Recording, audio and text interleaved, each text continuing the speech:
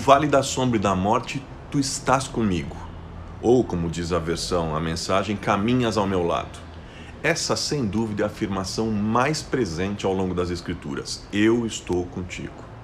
E eu acordei hoje com o Salmo 23 na cabeça. E o que me encanta nos Salmos é que eles não têm formalidade, eles não são aquelas orações formais, repetitivas, frias. Os Salmos contêm lamentos profundos da alma. Os Salmos são falas saindo do íntimo. São quase que como sussurros que se tornam públicos. A alma se revela nos Salmos. E algumas das orações que a gente faz com outras pessoas, a gente faz publicamente. Mas outras a gente faz sozinho, e são aquelas que a gente quer que só fique entre nós e Deus. E os Salmos são, para mim, manifestações assim, de oração extremamente honestas. Tem Salmos que falam de dúvidas, de medo, da vontade de vingança, da raiva do avanço do mal e dos perversos, e por aí vai. Mas vamos voltar para o Salmo 23. Com ele, eu me lembrei também do livro O Refúgio Secreto, da Corrie ten Boom, que é uma escritora holandesa que conta a história da família dela que ajudou a salvar a vida de centenas de judeus escondendo aquelas pessoas dos nazistas na Segunda Guerra Mundial. Eu li o livro na minha infância, eu tinha uns 10 anos de idade, e também assisti o filme, O Refúgio Secreto. Mas as lembranças eu guardei para sempre. A família da Corrie ten Boom, ao ser descoberta pelos nazistas, acabou sendo levada para um campo de concentração, e aí a irmã dela, a Corrie e a Betsy, se transformam nas protagonistas da história, que mostra as humilhações, as ofensas, o trabalho escravo e aquela convivência diária, dramática, com medo da morte. E aí há trechos em que mostram as companheiras delas de campo de concentração tendo crises de fé, questionando a elas sobre a presença de Deus naqueles momentos de fé, de sofrimento, de agressões, mas a fé delas segue inabalável. I am Maria Wroczek, first violinist of the Warsaw Symphony Orchestra.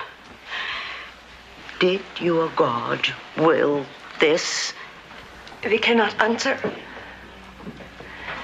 All I can say is that the same God you are accusing came and lived in the midst of our world.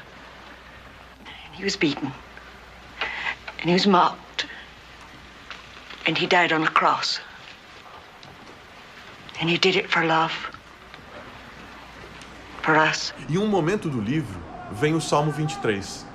Mesmo que eu ande pelo vale da sombra da morte, tu estás comigo. Aí me vem um insight espiritual à mente.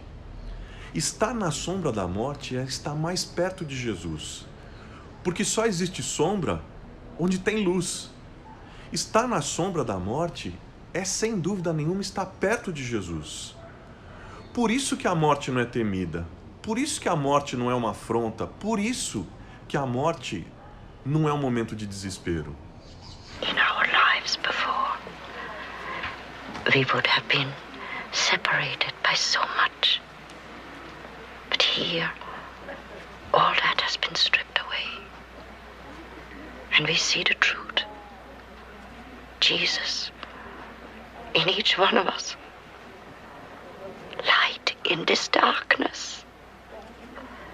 Convenhamos, a Corrie e a Betsy estavam num campo de concentração, trabalhando como escravas, passando fome, sendo massacradas.